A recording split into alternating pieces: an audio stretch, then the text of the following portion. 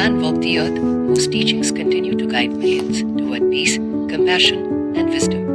He was not a god, nor did he claim divine power. He called himself the awakened one, Gautama Buddha. Buddha's life was not about miracles, but about understanding suffering and ending it through wisdom. His lessons are practical, timeless, and deeply human. They teach us how to live with clarity in a world full of pain, desire, fear, and change. This is not just history, this is a guide for life. Comfort does not bring lasting happiness.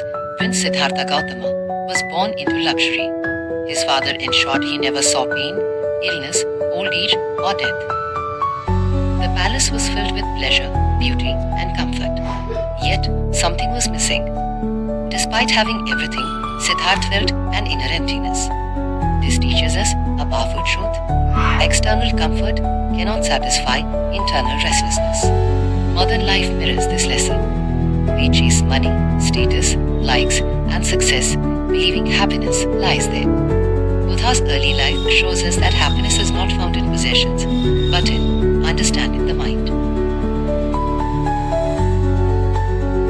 Avoiding suffering does not end suffering. When Siddhartha finally left the palace, he saw four sights: an old man, a sick person, a dead body, a peaceful monk. For the first time, he understood a universal truth. Suffering is unavoidable. Old age, sickness, and death come to everyone, rich or poor. Running from suffering does not remove it. Ignoring reality only deepens confusion. True wisdom begins when we face life as it is, not as we wish it to be. Letting go is the first step to freedom. At the age of 29, Siddhartha left behind his palace, wealth, wife, and child. Not out of rejection, but out of compassion for all beings. This act teaches attachment is not love, attachment is fear of loss. Buddha did not abandon responsibility, he sought truth so he could help others escape suffering. Letting go does not mean leaving everything physically. It means releasing mental clinging, ego, pride, greed, and fear. Extreme paths do not lead to truth. After leaving home, Siddhartha practiced severe self-punishment, starvation, breath control, and pain. His body became weak, yet enlightenment did not come. Then he realized a profound lesson. Suffering cannot be ended by creating more suffering. This led to the discovery of the middle path, a life balanced between indulgence and self-denial. True growth lies in balance, not extremes. Comes through self-awareness. Sitting under the Bodhi tree, Siddhartha vowed not to rise until he understood the truth. He faced fear, desire, doubt, and illusion, all within his own mind. He did not fight the mind, he observed it. At dawn, he awakened as the Buddha. This moment teaches us freedom is not gained by changing the world, but by understanding oneself. Silence, meditation, and awareness reveal truths that noise never can.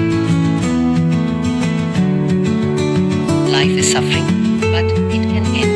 Buddha's first teaching was the Four Noble Truths. Life contains suffering. Suffering is caused by desire and attachment. Suffering can end. The Eightfold Path leads to freedom. This is not pessimism. It is honesty. Buddha never said life is only pain. He said pain exists and there is a way beyond it. Desire is the root of inner pain. Desire itself is not wrong, but craving, clinging, and expectation create suffering. We suffer because we want things to stay the same. We want people to behave as we expect. We resist change. Buddha teaches peace comes not from getting what you want, but from wanting less. Your thoughts shape your reality. One of Buddha's most famous teachings. What we think, we become. Anger poisons the mind. Hatred burns the heart. Kindness heals both. The mind is powerful. Training it through awareness changes how we experience life. You may not control events, but you can control your response. Compassion is the highest practice. Buddha taught loving kindness, metta, toward all beings. Even enemies, he said, holding on to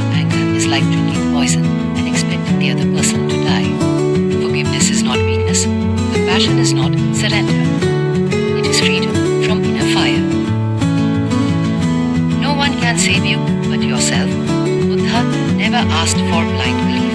He said, "Be a lamb unto yourself." Teachers can guide, books can inspire, but liberation is a personal journey. This is one of Buddha's greatest gifts to humanity: self-responsibility. Everything is impermanent. Nothing lasts forever. Happiness, pain, youth, relationships, understanding impermanence helps us. Enjoy joy without fear. Face pain without despair. When you accept change, suffering loses its grip. Right living creates inner peace. Buddha's Eightfold Path teaches right understanding, right thought, right speech, right action, right livelihood, right effort, right mindfulness, right concentration. This is not religion. This is ethical, mindful living. Peace is not achieved in meditation alone. It is practiced in daily life. Death is not an enemy. Buddha spoke openly about death, not to frighten, but to awaken. Remembering death helps us live meaningfully, let go of ego, value the present moment. When you understand death, you learn how to live. Buddha's message to the modern world: Buddha did not promise heaven, he promised freedom from unnecessary suffering. His life teaches us: look within, live simply, think clearly, act compassionately. In a noisy world, Buddha offers silence. In a restless world, he offers awareness. In a suffering world, he offers wisdom. Peace is not somewhere else, it begins within you.